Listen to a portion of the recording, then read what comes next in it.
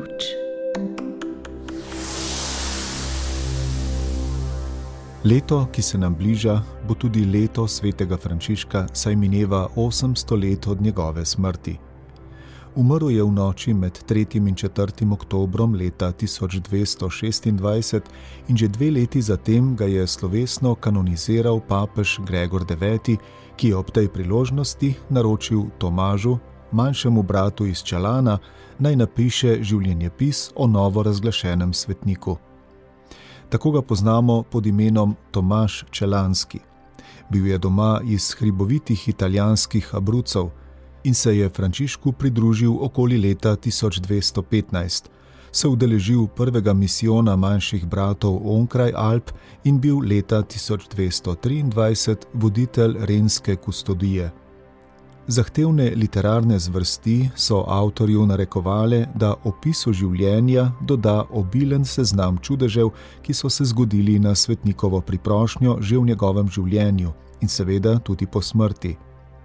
Papež Gregorij je leta 1229 spis že potrdil kot uradno hagiografijo. Pred nami je del iz prvega uradnega življenjepisa asiškega ubožca, ki je postal tudi predloga za druge življenjepise in legende. V slovenskem prevodu je izšel pri založbi Brat Frančišek.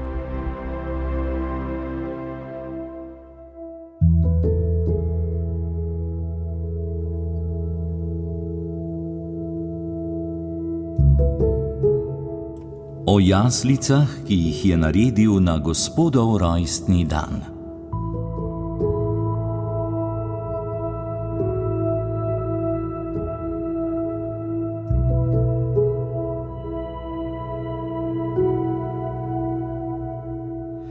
Njegov najvišji namen, poglavitno hrepenenje in njegov najvzvišenejši načrt je bil, da bi se vsi in v vsem držali svetega evangelija in popolno z vso pozornostjo, vsem naporom, z vsem hrepenenjem duše in gorečnostjo srca sledili nauku našega Gospoda Jezusa Kristusa in hodili po njegovih stopinjah.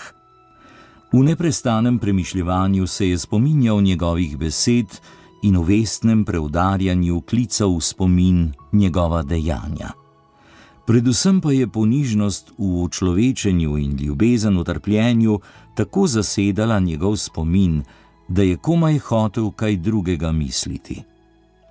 Treba se je torej spominjati in s spoštljivim spominom obnavljati, kar je 3 leta pred dnevom svoje slavne smrti naredil na rojstni dan našega Gospoda pri kraju, ki se imenuje Grečo.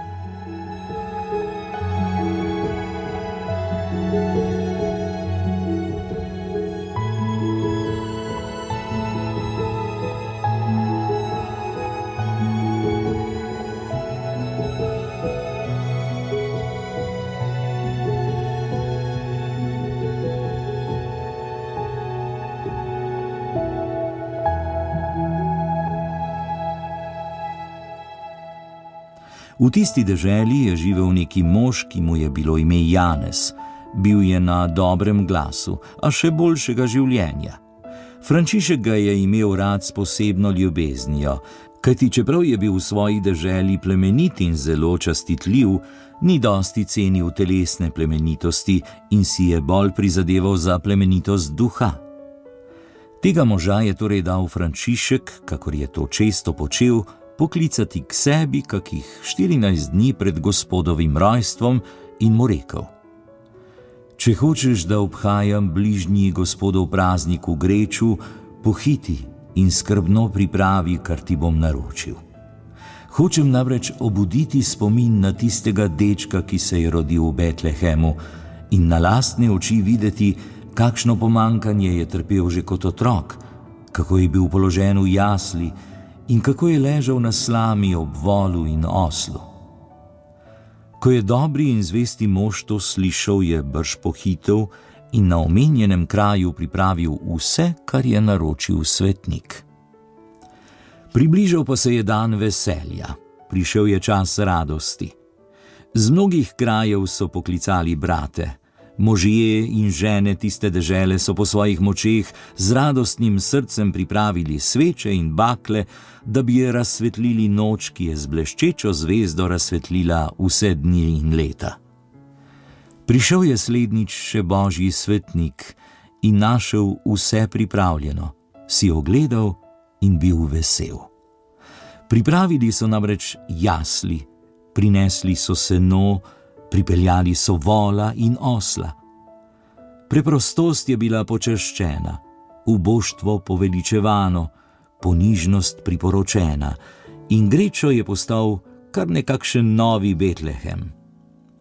Noč je zasvetila kakor dan in se prikupila ljudem in živalim.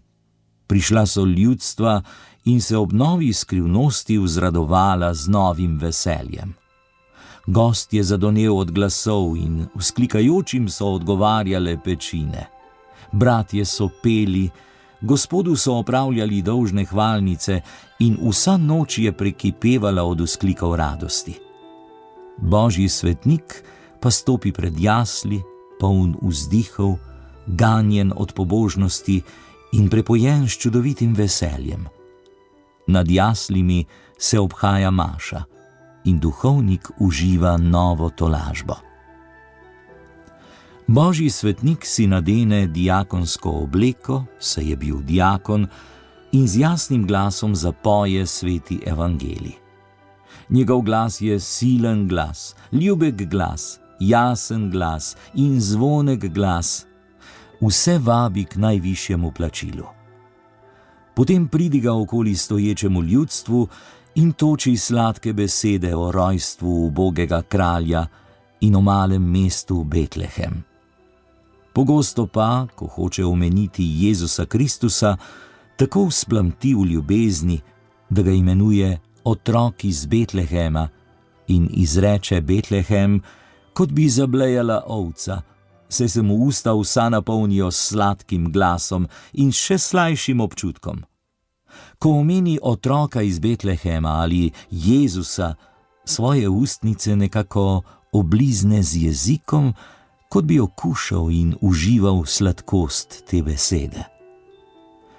Množijo se tam darovi vsemogočnega in neki krepostni mož tedaj uzre čudovito videnje.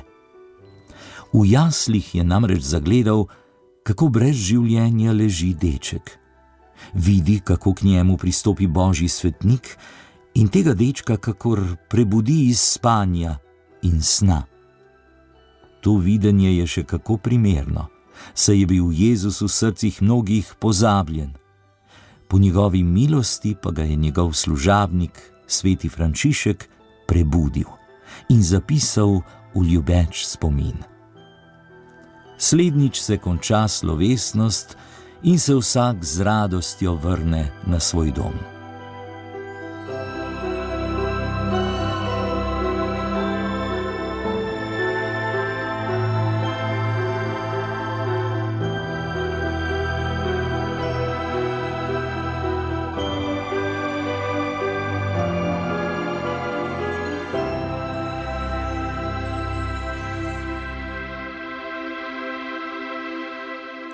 Seno, položeno v jasli, so shranili, da bi po njem Gospod ozdravil živino, ker je že pomnožil svoje sveto usmiljenje. In resnično se je zgodilo, da se je mnogo živali iz bližnjih pokrajin, ki so imele različne bolezni, rešilo svojih bolezni, ko so jedle od tega sena. Tudi ženske, ki so se mučile s težkim in dolgim porodom, so, potem ko so nanje položili nekaj omenjenega sena, zdravo rodile otroke. Prihajali so tudi ljudje obeh spolov in so tam prejemali želeno ozdravljenje od raznih bolezni. Slednjič pa so mesto jaslic posvetili v Gospodovo svetišče. V čast preblaženega očeta Frančiška so nad jaslimi zgradili oltar in posvetili cerkev, da bi tam, kjer so nekoč živali jedle seno, odslej ljudje za zdravje duše in telesa jedli meso brezmadežnega in brezgrajnega jagnjeta, našega Gospoda Jezusa Kristusa, ki nam je v najvišji in neizrekljivi ljubezni dal sebe in ki z Očetom in Svetim Duhom živi in kraljuje kot Bog, večno slaven na vse veke vekov. Amen.